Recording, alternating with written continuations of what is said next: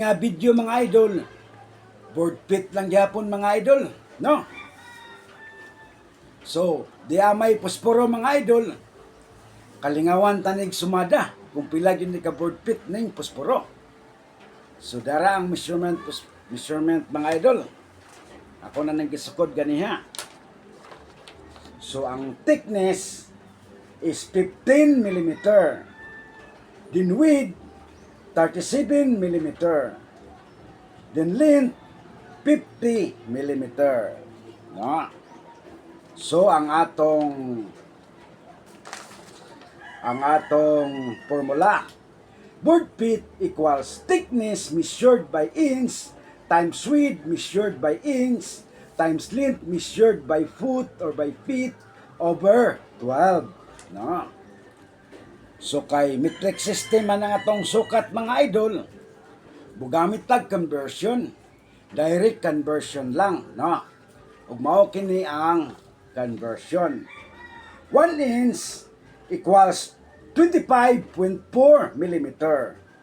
So 15 mm divided by 25.4 or 15 mm over 25.4 equals 0.59055,181 inch. The next, 37 mm divided by 25.4 equals 1.45669291 inches. So, the last and length, 50 mm divided by 25.4 equals 1.96850394 inches. So ang kaning length mga idol, inches man eh. Kunya kay feet man or foot ang kinahanglan sa length, ang kaning length i-convert na po nato ni sa foot, no? Pangitao na to ang tiil. So dara ang conversion. 1 foot equals 12 inches. So, 1.96850394 inches divided by 12 equals 0.164041995 foot, no?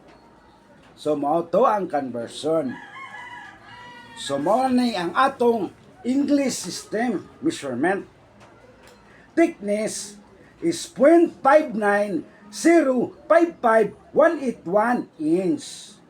Then width 1.45669291 inches. Then sa length is 0.164041995 foot, no? So mao na to ha. So ang atong sumada mga idol, mao na ni. Okay. Board feet equals 0.59055,181 inch for the thickness. Then times 1.45669291 inches for the width. Then times 0.164041995 foot. Then over 12.